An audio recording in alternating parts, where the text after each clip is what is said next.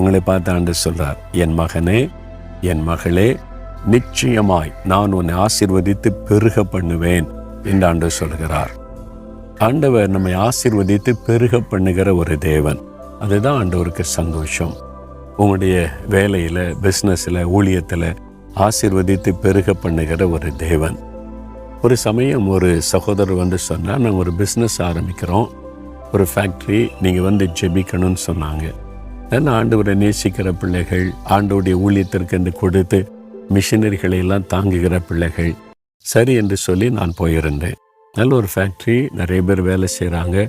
ஜெபம் பண்ணி ஆசீர்வதித்து விட்டு வந்தேன். கொஞ்சம் சில வருஷம் கழித்தது சொன்னாங்க, நீங்கள் மறுபடியும் வரணும். என்ன விஷயம்? பக்கத்தில் இன்னொரு ஃபேக்ட்ரி ஆரம்பிச்சிருக்கிறோம், இன்னொரு பிஸ்னஸ்ஸு, ஆண்டவர் வந்து ஆசீர்வதிக்கணும் அப்படின்னு சொன்னால் எனக்கு ரொம்ப சந்தோஷம். அங்கே போனேன். அதே குடும்பத்தார் இன்னொரு பிஸ்னஸ் ஆரம்பித்து அதையும் ஜெபம் பண்ணிட்டு வந்தேன். எனக்கு ரொம்ப சந்தோஷம், ஆண்டவர் பெருக பண்ணுகிறார். இன்னும் சில வருஷம் கழித்தது சொன்னாங்க, மூன்றாவது இன்னொரு பிஸ்னஸ் ஆண்டவர் தந்திருக்கிறாரு, அதுவும் நீங்கள் தான் வந்து ஜெபிச்சு ஆரம்பித்து வைக்கணும் சொன்ன. சரி என்று சொல்லி போனேன். பாருங்கள், தேவனோட ஆசீர்வதித்து அப்படி பெருக பண்ணி கொண்டே இருக்கிறார்.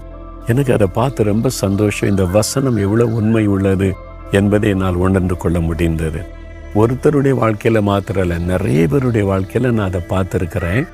ஆண்டவர் ஆசீர்வதித்து பிஸ்னஸை பெருக பண்ணுவார், வேலையில் ப்ரொமோஷன் கொடுத்து அவங்களை உயர்த்தி பெருக பண்ணுவார், குடும்பத்தை ஆசீர்வதித்து பெருக பண்ணுவார், நிலங்கள் தோட்டங்களை ஆசீர்வதித்து வருமானத்தை பெருக பண்ணுவார், ஊழியத்தை ஆசீர்வதித்து அவருடைய ஊழியத்தின் எல்லைகளை பெருக பண்ணுவார். நிறைய பார்த்துருக்கிறேன். அதுதான் ஆண்டவருடைய சுபாவம்.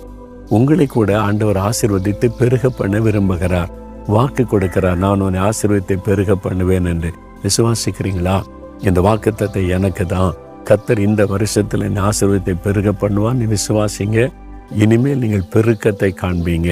அப்படியே ஒரு நிமிட கண்களை மூடி, இயேசுவே, நீர் என்னை ஆசீர்வதித்து என்னை பெருக பண்ணுகிற தேவன் என்பதை விசுவாசிக்கிறேன். இந்த வாக்குத்தத்தம் எனக்குரியது என்று விசுவாசிக்கிறேன். என்னையும் நீர் ஆசீர்வதித்து என் எல்லைகளை பெரிதாக்கி நீர் பெருக பண்ணுகிற அன்பிற்காக ஸ்தோத்திரம், ஸ்தோத்திரம். இயேசுவின் நாமத்தில் ஆமேன், ஆமேன்.